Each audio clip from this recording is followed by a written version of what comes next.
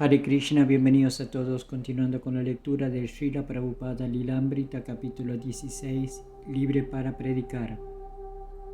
Aquí estoy ahora, sentado en Nueva York, la ciudad más grande del mundo, una ciudad tan magnífica, pero mi corazón siempre anhela esa Vrindavana. Seré muy feliz de regresar a mi Vrindavana, ese lugar sagrado. Pero entonces, ¿por qué estás aquí? Ahora porque es mi deber. He traído un mensaje para ustedes, porque mi superior, mi maestro espiritual, me ha ordenado. Todo lo que han aprendido deben ir a los países occidentales y difundir este conocimiento. Así que a pesar de todas mis dificultades, todos mis inconvenientes, estoy aquí, porque estoy obligado por el deber de una conferencia de Srila Prabhupada. La habitación 307 nunca fue concebida como residencia, ashrama ni sala de conferencias.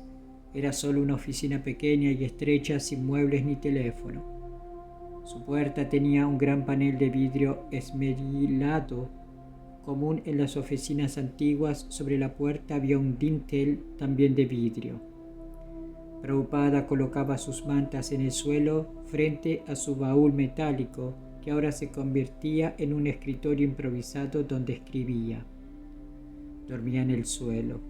Allí no había instalaciones para cocinar, ni siquiera para bañarse, así que a diario tenía que caminar hasta el apartamento del Dr. Mishra. Cuando vivía en la habitación 501 del Yoga Ashrama del Dr. Mishra, este financiaba sus necesidades. Pero ahora Prabhupada estaba solo y lo que pudiera conseguir vendiendo sus libros tendría que usarlo para su manutención diaria y para el alquiler mensual de $62. Observó que por un poco de chile en polvo el supermercado West End Superet cobraba 25 centavos, 10 veces más de lo que habría pagado en la India. No tenía ingresos garantizados, sus gastos habían aumentado y sus comodidades físicas se habían reducido, pero al menos tenía su propio lugar. Ahora era libre de predicar como quisiera. Había venido a Estados Unidos para hablar de Krishna, e incluso desde el principio había encontrado la oportunidad de hacerlo, ya fuera en una reunión informal en la sala de estar de los Agarwal o antes de una reunión formal en el Club de Leones Butler, la clase de sánscrito del Dr. Norman Brown, la sociedad de yoga del Dr. Mishra o la sociedad Tagore. Pero no le daba mucha importancia dar conferencias donde los asistentes solo lo escucharían una vez. Esta era la razón principal por la que quería tener su propio edificio en Nueva York, para que la gente pudiera venir regularmente, cantar Hare Krishna, tomar prayadana en su compañía y escucharlo hablar del Bhagavad Gita y el Srimad Bhagavatam. Trasladarse del estudio de yoga a la pequeña oficina de la planta baja le dio a Prabhupada lo que buscaba, un lugar propio, pero ni siquiera eufemísticamente podía llamarse templo. Su nombre estaba en la puerta. Cualquiera que lo buscara allí lo encontraría. Pero ¿quién iría allí? Por su opulencia y belleza se suponía que un templo atraería a la gente de Krishna, pero la habitación 307 era todo lo contrario. Era pura pobreza. Incluso a una persona interesada en temas espirituales le resultaría incómodo sentarse en el suelo sin alfombra de una habitación con la forma de un estrecho vagón de tren. Uno de los estudiantes del Dr. Mishra había donado una grabadora de cintas de carrete, y Prabhupada grabó algunos de sus vayanas en solitario, que cantaba con su propio acompañamiento de címbalos. También grabó un extenso ensayo filosófico, Introducción al Gita Upanishad. Aunque nadie asista, le había dicho Srila Bhaktisiddhanta Saraswati, puede seguir cantando a viva voz. Pero como ahora tenía la libertad de compartir su mensaje en la nueva situación que Dios le había proporcionado, decidió dar conferencias 3 tardes a la semana, lunes, miércoles y viernes, a quien quisiera asistir. Sus primeras audiencias consistían principalmente en personas que habían oído hablar de él o lo habían conocido en el estudio de yoga del Dr. Mishra. Y a pesar de la pobreza de su habitación, las reuniones se convirtieron en una fuente de nueva vida para él. El 18 de marzo expresó su optimismo en una carta a Sumati Morarji. Me sentí muy alentado cuando me escribiste. Creo que deberías quedarte allí hasta que te recuperes completamente de tu enfermedad y regresar solo después de haber completado tu misión. Creo que estas líneas que me dictaste son las palabras del Señor Bala Krishna expresadas a través de tu bondad. Les alegrará saber que mi salud ha vuelto a la normalidad y que mi labor misionera avanza a buen ritmo.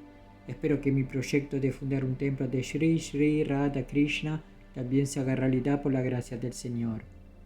Desde que llegué a Nueva York, desde Butler, Pensilvania, alquilé la habitación mencionada por $70 al mes y doy conferencias sobre el Bhagavad Gita y el Srimad Bhagavatam acompañadas de Kirtanam. Los estadounidenses vienen a escucharme. Les sorprenderá saber que no entienden el lenguaje del Sankirtan, pero escuchan con atención.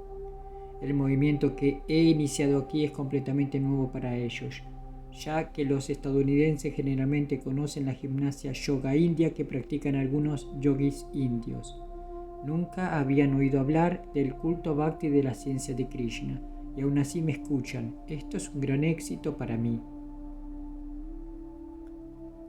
Tras las ventanas cerradas de la habitación 307, la noche invernal ha caído.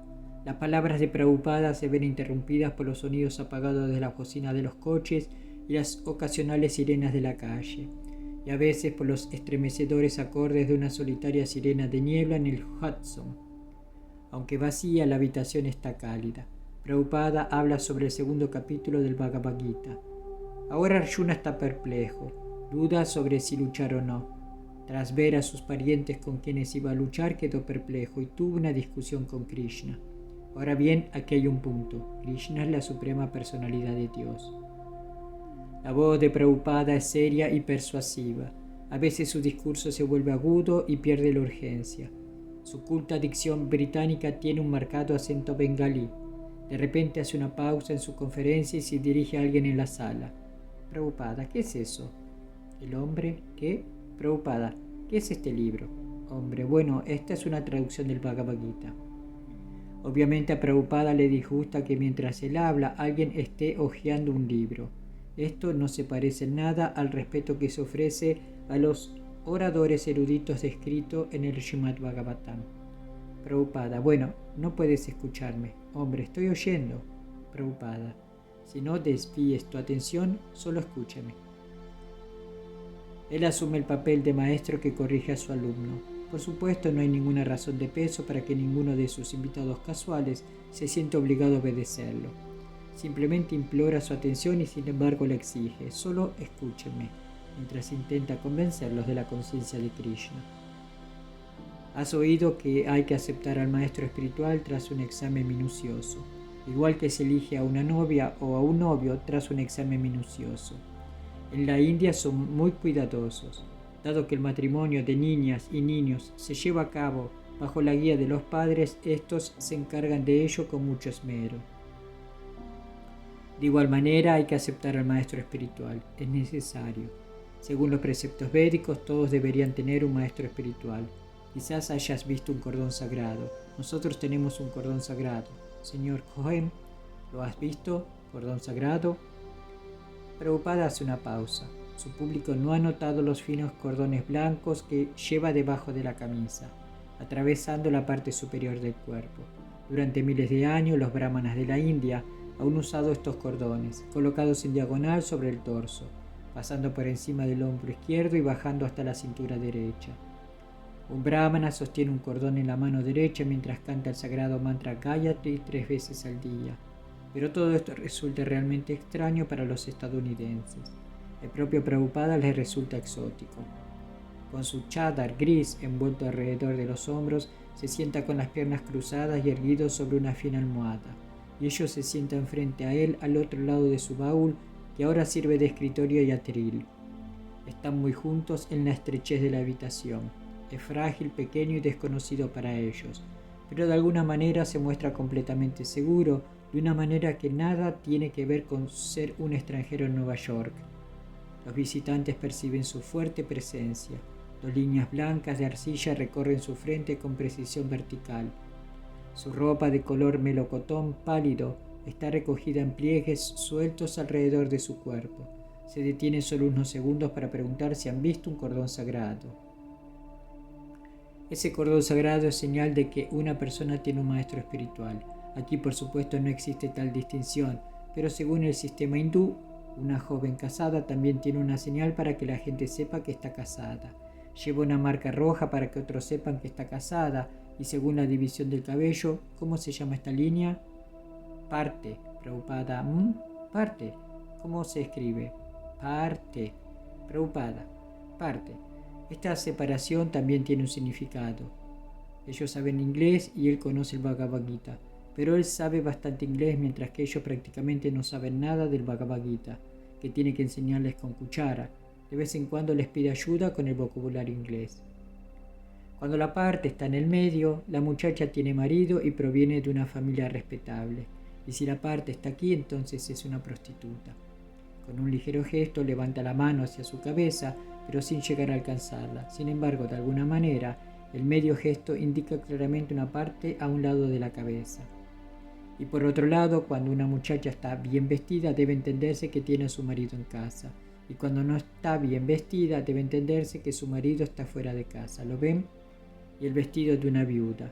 Hay tantos síntomas. Así también el hilo sagrado es señal de que una persona ha aceptado un maestro espiritual, así como la marca roja simboliza que una muchacha tiene marido. Aunque su público pueda quedar momentáneamente cautivado por lo que parece ser una descripción de las costumbres sociales indias, un oyente atento puede captar el contexto general del discurso de Prabhupada. Todos deben aceptar un maestro espiritual. Es un tema complejo para un público informal. ¿Qué necesidad hay de tener un maestro espiritual? ¿Acaso no es solo para la India? Pero él dice, todos deberían tener un maestro espiritual. ¿Qué es un maestro espiritual en definitiva? Quizás se refiere a que aceptar un maestro espiritual es simplemente otro elemento cultural del hinduismo como el hilo, la raya en el pelo de una mujer o el vestido de una viuda. El público puede fácilmente considerar su discurso como una especie de exposición cultural, como uno ve cómodamente una película sobre las costumbres de la gente en un país extranjero, aunque no tenga intención de adoptarlas. El Swami lleva uno de esos hilos en el cuerpo, pero eso es para los hindúes y no significa que los estadounidenses deben usarlos. Sin embargo, estas creencias hindúes son interesantes. En realidad, Prabhupada no tiene otro motivo que presentar la verdad absoluta tal como la ha escuchado en la sucesión discipular. Pero si alguien en esa habitación con forma de vagón de tren se preguntara, ¿debería entregarme un maestro espiritual?, se encontraría con la presencia existencial de un gurú genuino. Cada uno es libre de interpretar su charla como prefiera. En cada paso de la vida, el maestro espiritual guía. Ahora bien, para brindar esa guía, un maestro espiritual también debe ser una persona muy perfecta. De lo contrario, ¿cómo podría guiar? Ahora bien, Arjuna sabe que Shri Krishna es la persona perfecta. Por lo tanto, lo acepta. Shishas teham sati mantuam prapannam. Sánscrito. Nadie sabe ni una palabra, pero para Srila Prabhupada nunca hay duda, incluso si no lo entienden. El sonido trascendental del Shastra los purificará. Es su autoridad y no puede omitirlo. E incluso a primera vista presenta un aire de autoridad erudita, las palabras originales, aunque extranjeras, de los sabios. Simplemente me entrego a ti, y tú me aceptas como tu discípulo, dice Arjuna. Las conversaciones amistosas no pueden resolver la perplejidad. Las conversaciones amistosas pueden durar años, pero no hay solución. Así que aquí Arjuna acepta a Krishna como maestro espiritual. Esto significa que debe aceptar todo lo que Krishna le dicte. No se puede negar la orden del maestro espiritual. Por lo tanto, hay que elegir un maestro espiritual cuyas órdenes no nos permitan cometer errores. Supongamos que aceptas a la persona equivocada como maestro espiritual y ésta te guía equivocadamente, entonces toda tu vida se arruina. Por lo tanto, uno debe aceptar un maestro espiritual cuya guía hará que nuestra vida sea perfecta. Esa es la relación entre maestro espiritual y discípulo. No es una formalidad, es una gran responsabilidad tanto para el discípulo como para el maestro espiritual. Y si, estudiante, pero si el discípulo está en la ignorancia antes, Prabhupada, sí, Prabhupada reconoce una pregunta seria. Para responder preguntas como esta, la de los discípulos en la ignorancia, dejó su retiro en la India y vino a Estados Unidos. Estudiante, ¿cómo sabe qué maestro elegir? ¿Por qué no tiene el conocimiento para tomar una decisión sabia? Prabhupada, sí, así que lo primero es buscar un maestro espiritual tal como se busca una escuela. Debes tener al menos un conocimiento preliminar de lo que es una escuela. No puedes buscar una escuela e ir a una tienda de telas. Si eres tan ignorante que no sabes qué es una escuela ni qué es una tienda de telas, entonces te resultará muy difícil. Debes saber al menos qué es una escuela. Ese conocimiento es así.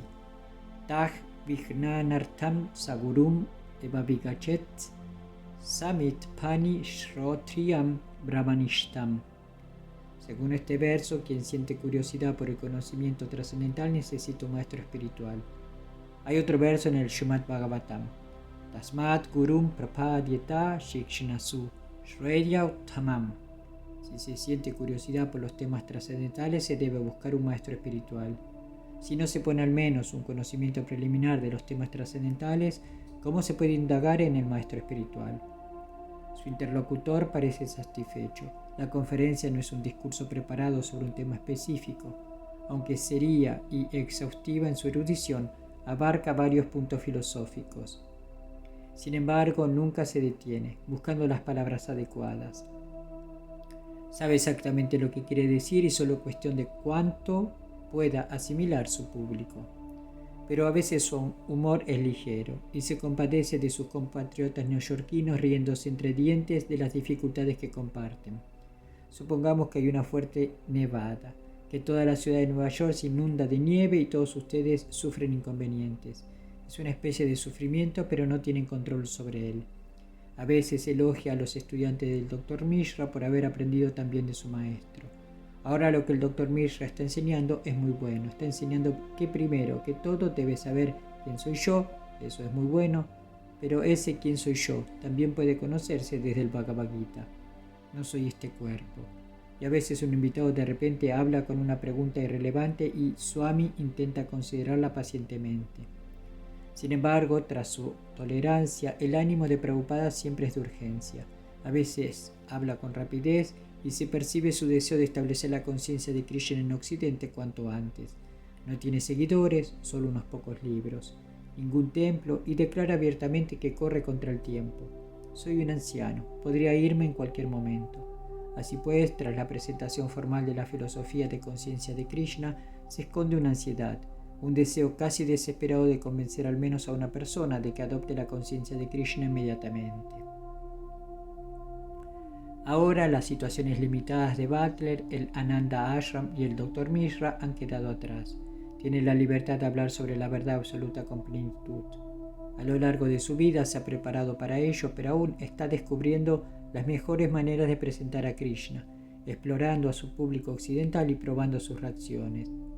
Siempre debemos recordar que Él es Dios, es todopoderoso. En fuerza nadie puede vencerlo. En belleza, en cuanto a belleza se refiere, cuando estaba en el campo de batalla, ¿alguien ha visto una imagen de Krishna? ¿La ha visto? ¿Alguien ha visto alguna vez a Krishna? ¿O no? La voz de Prabhupada se apaga al hacer una pausa, mirando a su público. Nadie ha visto jamás a Krishna. Ninguno tiene el más mínimo conocimiento previo del Señor Krishna. En la India, cientos de millones de personas adoran al Señor Krishna a diario, como la forma eterna de toda belleza y verdad, y contemplan su elegante forma en esculturas, pinturas y danzas. Sus enseñanzas filosóficas en el Bhagavad Gita son famosas, y Prabhupada es su emisario íntimo. Sin embargo, las damas y los caballeros de la habitación 307 miran al Swami con la mirada perdida. Prabhupada está discutiendo el verdadero significado de ir a un lugar sagrado en la India. Uno debe ir a un lugar sagrado para encontrar a alguien erudito, inteligente, en conocimiento espiritual que viva allí y asociarse con él, tal como yo. Mi residencia está en Vrindavana, así que en Vrindavana viven muchos grandes eruditos y personas santas. Así que uno debe ir a esos lugares sagrados no simplemente para bañarse en el agua. Uno debe ser lo suficientemente inteligente como para encontrar a algún hombre espiritualmente avanzado que viva allí y recibir su instrucción y beneficiarse de ello. Si un hombre tiene apego por ir a un lugar de peregrinación para bañarse, pero no siente atracción por escuchar a las personas eruditas de allí, se lo considera un asno. Se ríe. Saeva Gokara. Go significa vaca y Kara significa asno. Así que toda la civilización se mueve como una civilización de vacas y asnos. Todos se identifican con el cuerpo. ¿Sí? ¿Quieres hablar? Una mujer. En los lugares conocidos como lugares secretos. Prabhupada, sagrado, sí. Mujer, ¿son lugares sagrados? Prabhupada, sí. Mujer, ¿no es también un hecho que hay un magnetismo debido al encuentro de santos y personas más avanzadas? Prabhupada, sí, claro, claro. Por eso el lugar en sí tiene cierto magnetismo. Mujer, sí, y cuando Prabhupada, igual que en Brindavana. Eso es práctico.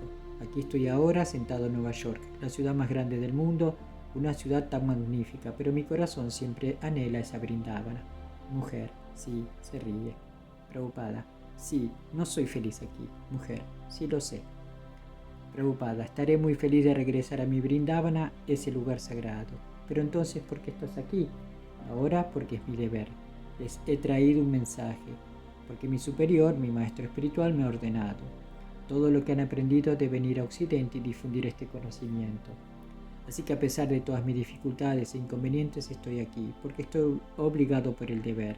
Si voy a Brindavan y me establezco será bueno para mi bienestar personal, estaré muy cómodo allí y no tendré ansiedad ni nada por el estilo. Pero he asumido todo el riesgo en esta vejez porque estoy obligado por el deber. Estoy obligado por el deber. Así que tengo que cumplir con mi deber a pesar de todos mis inconvenientes. Un extraño abre la puerta y mira hacia el interior con vacilación, preocupada, deteniendo su conferencia. Sí, entra, puedes venir aquí. Robert Nelson era un chico de campo tranquilo y sencillo, de modales sencillos, a pesar de haber crecido en la ciudad de Nueva York. Tenía 20 años. No formaba parte del crecimiento movimiento hippie, no consumía marihuana ni otras drogas y no socializaba mucho. Era un solitario. Había cursado estudios técnicos en el Staten Island Community College y había probado suerte en la fabricación de discos, pero sin mucho éxito. Estaba interesado en Dios y asistía a diversas reuniones espirituales por la ciudad. Así que una noche entró en la sociedad de yoga para escuchar la conferencia del Dr. Mishra y allí vio a Prabhupada por primera vez. Robert. Swami estaba sentado con las piernas cruzadas en un banco. Había una reunión y el Dr. Mishra se puso de pie ante un grupo de personas, unas 50, y habló sobre Yo soy conciencia. El Dr. Mishra habló y luego con una gran sonrisa hizo una gran presentación de Swami. Swamiji está aquí, dijo. Se dio la vuelta y saludó con la mano para una gran presentación. Fue hermoso. Esto fue después de que el Dr. Mishra hablara durante aproximadamente una hora. El Swami no habló, cantó una canción. Después me acerqué a él. Tenía una gran sonrisa y me dijo que le gustaba que los jóvenes adoptaran la conciencia de Krishna. Era muy serio al respecto. Quería que todos los jóvenes se unieran. Me pareció muy amable. Tenía sentido, así que quiso ayudar. Nos quedamos allí hablando durante una hora. Mishra tenía una biblioteca en la parte de atrás y miramos algunos libros. Arjuna, Krishna, carrozas y cosas así. Luego dimos una vuelta. Observamos algunas imágenes de swamis en la pared. Para entonces ya se estaba haciendo muy tarde y Prabhupada nos dijo que volviéramos al día siguiente a las 10 a su oficina de abajo. Al día siguiente, cuando Robert Nelson fue a la habitación 307, Prabhupada lo invitó a pasar. Era evidente que la habitación no estaba destinada a ser una vivienda. No tenía inodoro, ducha, silla, cama ni teléfono. Las paredes estaban pintadas de un color oscuro y deprimente. Prabhupada le mostró a Robert los 3 volúmenes del Srimad Bhagavatam que Robert compró por $16.50. Luego Prabhupada le entregó un pequeño trozo de papel con el mantra Hare Krishna impreso. Robert, mientras Swamiji me lo entregaba, tenía una gran sonrisa en su rostro, como si me hubiera entregado el mundo. Pasamos todo el día juntos. En un momento dado dijo, vamos a dormir. Se acostó junto a su pequeño escritorio y yo le dije, yo también estoy cansado. Me acosté en el otro extremo de la habitación y descansamos. Me quedé en el suelo. Era el único sitio donde podíamos hacerlo. Pero no descansó tanto tiempo, creo que 1 hora y media, y pasamos el resto del día juntos.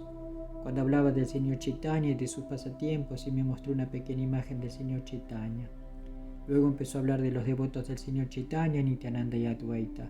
Tenía una imagen de los 5 y una de su maestro espiritual. Dijo algunas cosas en sánscrito y luego las tradujo. Sin embargo, la habitación no era muy grande. Te decepcionarías mucho si la vieras.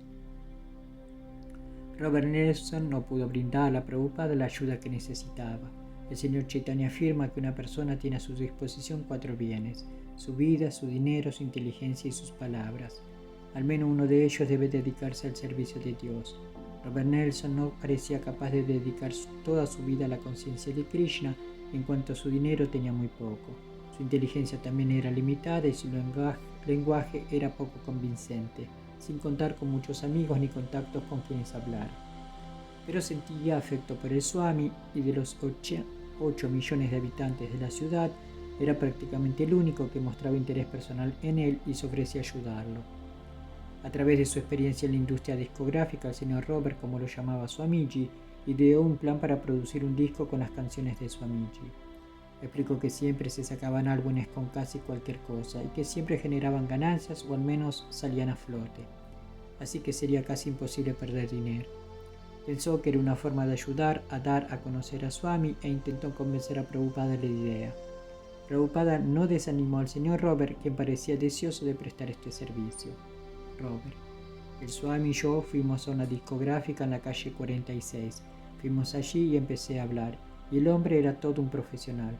Era todo un profesional y mezquino. Van de la mano. Así que entramos con una cinta e intentamos hablar con él. Swami hablaba, pero el hombre dijo que no podía sacar la cinta.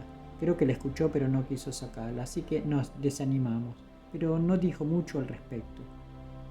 Prabhupada había estado en el mundo de los negocios en la India y no iba a pensar que de repente podría emprender negocios en un país extranjero por consejo de un joven de Nueva York. Además, no había venido a hacer negocios sino a predicar. Robert, sin embargo, ofrecía su servicio con entusiasmo. Quizás no se convertiría en un